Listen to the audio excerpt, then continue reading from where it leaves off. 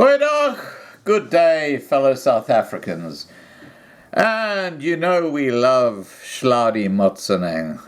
But you know, like every idiot, there's a very dark side behind that person. And attached to this intro is the launch of a book about the SABC under Hlaudi Motsoeneng. And it reflects an organization that is just being run like an autocratic fascist state. And the leader was the man who wanted to be president of South Africa, Hlaudi Motsoeneng. So, here it comes. Please remember to subscribe to be kept informed, ring the bell for the updates, and have a great day. Bye for now. We are going to deal, especially with internal people within the organization. We are calling it Operation Cleanup.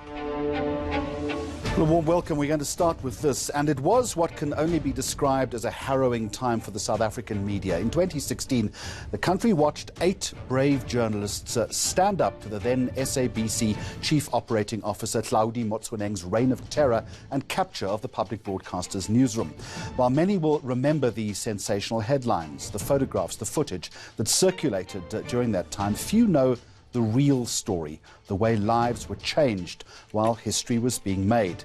Hlaudi is one of the now infamous SABC 8.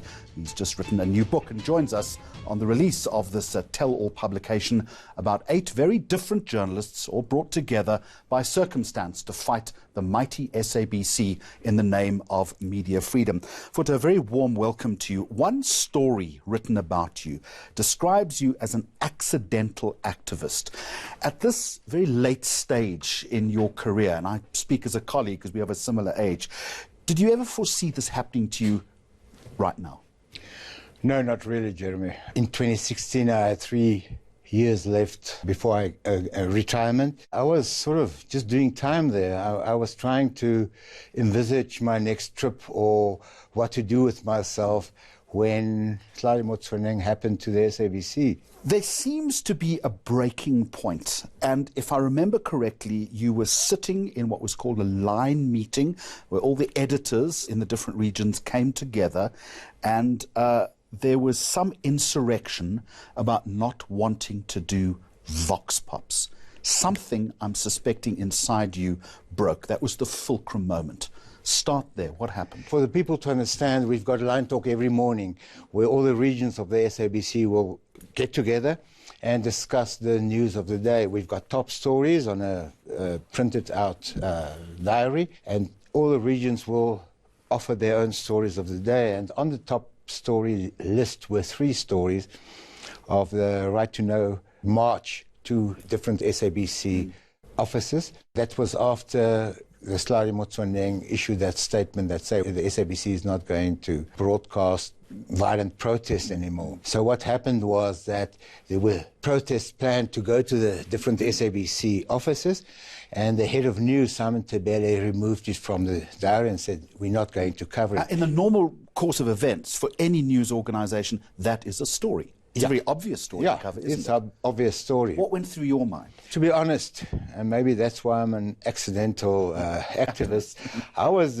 busy going through my Twitter feed and so on, and right next to me was Suna Fento, who was my senior producer at that stage.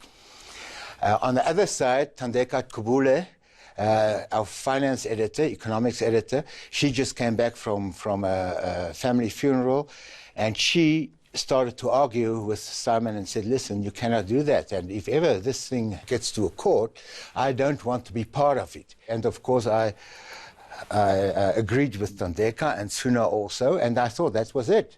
We just went on with the line talk. And 3 days later, we were suspended. You also then lived under this so-called reign of terror that was managed by Hlaudi Motsoeneng. Give us a sense, if you can, Hlaudi, of a newsroom captured. What was happening at the time? Take us into the belly of the beast. It was really bad.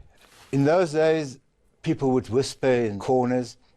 They were glancing at the roofs for imaginary microphones. You didn't know who was your friends, who was your enemies. It was a terrible time. And what does that do to a newsroom? Because either directly or indirectly, it has an impact on the product. Yeah, of course. There's a lot of self-censorship. I was called up to the 27th floor, me and Krivani Pillay, that was also one of the executive producer of SAFM, because we brought some analysts in to discuss this thing that's happening now. Hlaudi was also invited. He never showed up. He only showed up the next day with one of his advisors next to him. Now, you can imagine sitting in a newsroom with someone that's not participating into a discussion, just watching and taking notes of everything that happens. And it happened often that the SABC exco or bosses will come in with someone taking notes and afterwards confronting us and say, listen, you cannot ask those questions, you cannot do that, you cannot do that. I remember one woman from Morning Live who said to me she wanted to speak to me, and she took me out in the parking lot, went into a vehicle, and she sat there and she had a whole sort of affidavit written of what happened, how the interference in the newsroom take place, people standing with phones, getting instructions, and then just changed the whole lineup of the news. How did that affect you personally? Look, I've got a team that we were a bit under the radar. Afrikaans, not a lot of the bosses listen to Afrikaans, and so we tried not to attract any attention. I never argued at the line talks, because the moment you argue, they focus on you. If they discuss their lineups and their stories, we would just go and do our own things.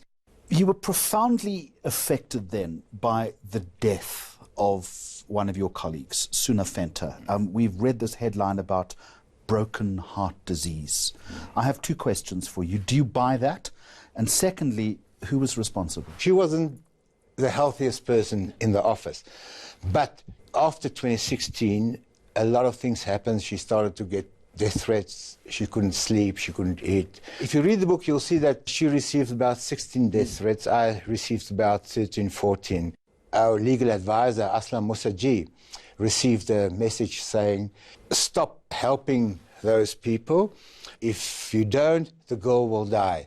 Suna was the youngest of the group. When we started our conversations with our legal team, with Stephen Butlander and Aslam, she was sort of the in-between. She would collect all the information and use a Gmail to send it through.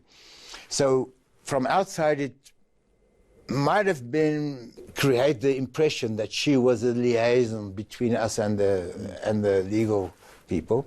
Do you have your suspicions as to who was responsible for it? Initially, I thought it was someone inside the SABC. When I received the threat and saying that don't go to Alice Lane, I didn't know what they meant. And I realized it was Aslam Musaji's Norton Rose's offices in Sandton. Legal chambers. Yeah. So that's only when I realized, and the only way they could know that was by intercepting our Gmails. For example, there was a situation where we met Michael Schmidt from the International Journalist Association, and we were sitting at Shai Shai in Melville discussing the threats and so on. And I left about 7 o'clock that night, and I said to Suna, the moment you're safely home, just give me a call. And she was on her way down Beyers Nudia when they shot at her with ceramic bullets from a paint gun. And then I realized this cannot be ordinary colleagues that's mad at you. It's a much more sophisticated sort of operation. Just before Suna's death, we went to the Inspector General of Intelligence, and he promised that he will investigate, see if there's any SSA involvement in the interceptions and the death threats.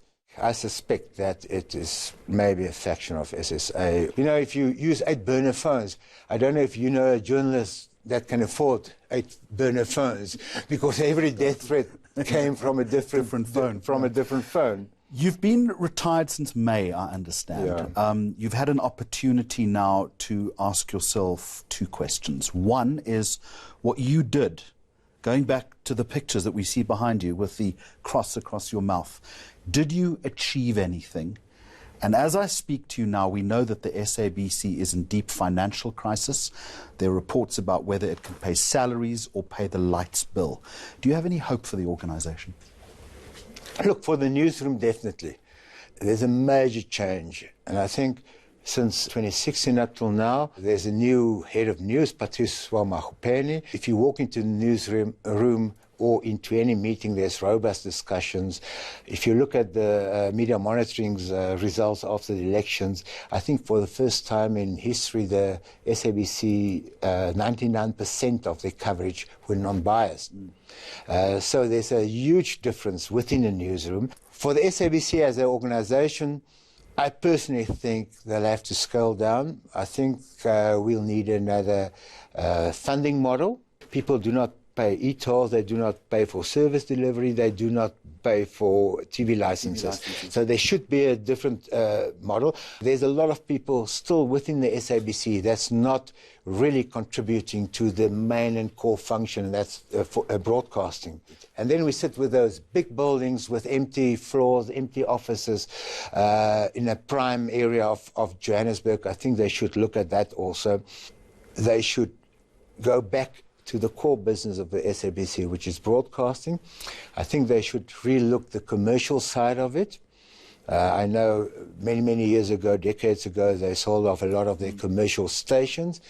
But I think if you want to be a public broadcaster, you must focus exactly on that. And that is to be a platform for all the people of the country.